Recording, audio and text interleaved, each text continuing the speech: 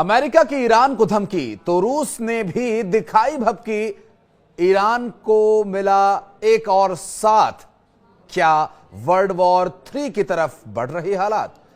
नमस्कार, मैं हूं आशीष त्रिपाठी। न्यूज 18 के डिजिटल प्लेटफॉर्म पर आपका स्वागत है और ये वीडियो अंत तक देखेंगे तो आप समझ पाएंगे कि ईरान को अमेरिका ने जो बम मारने की धमकी दी थी, अब अमेरिका को क्या क्या किस तरह से धमकियां और प्रतिक्रियाएं देखने को मिल रही हैं। ईरान पर बम मारने की धमकी के बाद नए नए दोस्त बने, पुराने दुश्मन भी अपने असली रंग में नजर आने लगे हैं। हम बात कर रहे हैं नई नई गलबैयां करते अमेरिका और रूस की, क्योंकि रूस अब अपने असली रंग में आ गया है। कहीं ये तीसरे विश्व युद्ध की ओर बढ़ते कदम तो नहीं। हाल ही में शी जिनपिंग और पुतिन ने ईरान के परमाणु कार्यक्रम को समर्थन देने का ऐलान कर अमेरिका के लिए मुश्किलें खड़ी कर दी थी और इसके बाद ईरान रूस और चाइना के समर्थन से जल्द ही परमाणु शक्ति बनने की संभावना के चलते आगे की ओर देख रहा है। जबकि ये बात अमेरिकी प्रेसिडेंट डोनाल्ड ट्रंप को बिल्कुल भी रास नहीं आ रही है, क्योंकि ईरान का परमाणु संपन्न शक्ति बनना अमेरिका और इजराइल के लिए खतरनाक हो सकता है। जी हां, दरअसल हाल ही के दिनों में अमेरिका का पूरा जो ध्यान था वो ईरान को परमाणु समझौते के लिए तैयार करने पर था, लेकिन मौजूदा हालात को देखते हुए अमेरिका की सारी उम्मीदें टूटती नजर आ रही हैं। हालांकि अमेरिका के प्रेसिडेंट डोनाल्ड ट्रंप अभी भी ये चाहते हैं कि दोनों देशों के बीच परमाणु समझौता हो जाए। इस बारे में एक इंटरव्यू में अमेरिकी प्रेसिडेंट डोनाल्ड ट्रंप ने कहा भी था कि अगर वे सहमत नहीं होते हैं तो बमबारी होगी, और ये ऐसी बमबारी होगी जैसी उन्होंने पहले कभी न देखी हो।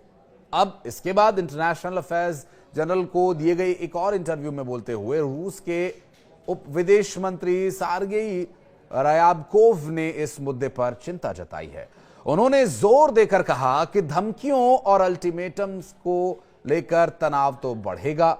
अमेरिकी प्रेसिडेंट डोनाल्ड ट्रंप के जवाब में ईरानी संसद के स्पीकर ने अमेरिकी सैन्य ठिकानों को तबाह करने की चेतावनी भी दी थी। ईरान के संसद के स्पीकर मोहम्मद बकर कलीबाफ ने अंतर्राष्ट्रीय कुछ दिवस पर तेहरान यूनिवर्सिटी में आयोजित एक कार्यक्रम को संबोधित करते हुए ये बातें कही थी।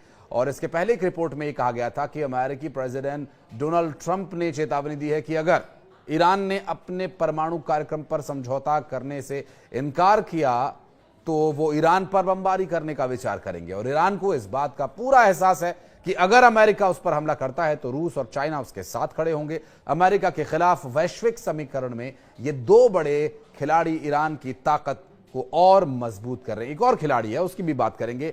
एक और बड़ा प्लेयर इस गेम में है। अमेरिकी खेमे के प्रतिबंधों का जवाब देने के लिए ईरान के पास कूटनीतिक और सैन्य विकल्प मौजूद हैं। ईरान की सबसे बड़ी ताकत उसका आत्मनिर्भर सैन्य तंत्र है और खास करके उसकी मिसाइली क्षमता।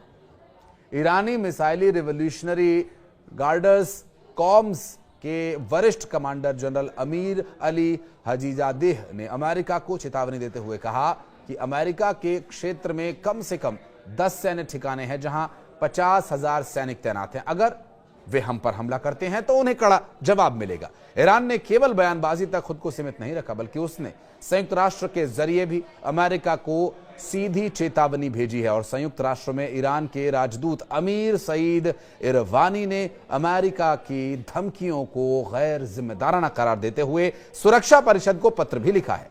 और इस पत्र में स्पष्ट रूप से कहा गया है कि अमेरिका या उसका कोई सहयोगी इजराइल आक्रामक कदम यदि उठाता है तो ईरान तुरंत और मजबूती से उसका जवाब देगा।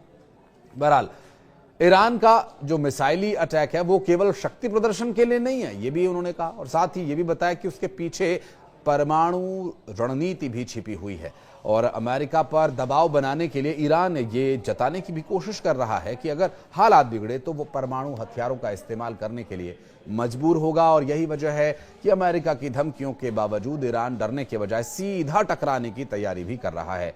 और एक बड़े अखबार में छपी खबर को सही माने तो ईरान के वरिष्ठ सैन्य अधिकारी अमेरिकी सैन्य ठिकानों को निशाना बनाने की रणनीति पर पहले से ही काम कर रहे हैं। और जहां पर अमेरिका और ब्रिटिश सैन्य ठिकानों का खासतौर पर जिक्र भी किया गया था। और अगर ईरान इस सैन्य अड्डे पर हमला करता है तो ये अमेरिका के लिए एक बड़ा झटका होगा। वहीं उत्तर कोरिया के शासक किम जोंग उन, जो इस खेल में तीसरे बड़े खिलाड़ी हैं, चाइना और रशिया के अलावा ईरान को समर्थन देने वाले किम जोंग उन भी अब उतर आए हैं, क्योंकि ये तीनों ही देश ऐसे हैं जो अमेरिका के द्वारा लगाए गए कई प्रतिबंधों का दंश झेल रहे हैं और कई जगह इसका विरोध भी कर चुके हैं।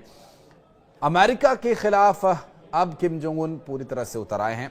आपको याद होगा उत्तर कोरिया के किम जोंग उन के उस वक्त के बयान और परमाणु हथियारों से हमला करने की धमकी देना और परमाणु हथियारों से अमेरिका को डराते रहना और ईरान का परमाणु कार्यक्रम में सपोर्ट करना पूरी दुनिया के लिए यह गंभीर चिंता बना हुआ है, खासकर अमेरिका के लिए। हाल ही में जारी रिपोर्ट्स के अनुसार ईरान ने अपने यूरेनियम के भंडारों को तेजी से बढ़ाया है, जिससे वो परमाणु हथियार बनाने की दिशा में आगे बढ़ भी सकता है। अमेरिका में ट्रंप की जीत के बाद से ईरान के यूरेनियम भंडार में वृद्धि का एक बड़ा खतरा साबित हो सकता है। वर्तमान परिस्थितियों को देखते हुए अगर ये कहा जाए कि अमेरिका और रूस जो नए नए दोस्त बने थे, अब वो एक बार फिर से दुश्मन बन जाएंगे क्या? क्योंकि ईरान के ऊपर लगे प्रतिबंध, रूस के, चाइना के ऊपर और साथ साथ किम जोंग उन के उत्तर कोरिया पर लगे प्रतिबंधों से हर कोई वाकिफ है और इन प्रतिबंधों का सिर्फ एक कारक है, वो है अमेरिका। यदि ये सारे देश एक साथ आ जाते हैं या फिर परमाणु शक्ति बनने के लिए जो ईरान जो प्रयास कर रहा है और इन प्रयासों को विफल करने के लिए अमेरिका यदि हमला करता है और ये सब यदि होता है, तो क्या वर्ल्ड वॉर 3 की ये सुगबुगाहट है? हम उम्मीद करते हैं कि ऐसा कुछ ना हो, शांतिपूर्ण तरीके से सारे काम होने चाहिए, लेकिन वर्तमान परिस्थितियां किस ओर इशारा कर रही हैं ये आप अपने विवेक से तय करके अब कमेंट सेक्शन में उपस्थिति दर्ज कराएंगे तो हम भी समझ पाएंगे कि इस वीडियो को देखकर आप इस मुद्दे पर कितनी समझ रखते हैं या फिर आप क्या समझना चाहते हैं। बहरहाल इस वीडियो को लेकर अगर आप कुछ कहना चाहते हैं तो जरूर कमेंट सेक्शन में अपनी उपस्थिति दर्ज कराइएगा। अगर ये वीडियो आपको इन्फॉर्मेटिव लगा तो जरूर इसे शेयर कीजिएगा अपने दोस्तों के साथ, अपने चाहने वालों के साथ। और इस वीडियो को शेयर करने के साथ अगर आप फेसबुक पर ये पेज पर वीडियो देख रहे हैं तो पेज को लाइक जरूर कीजिएगा। और अगर यूट्यूब पर ये वीडियो आपने देखा और अगर अभी तक आपने चैनल को सब्सक्राइब नहीं किया है तो प्लीज़ इसे सब्सक्राइब कीजिएगा। धन्यवाद।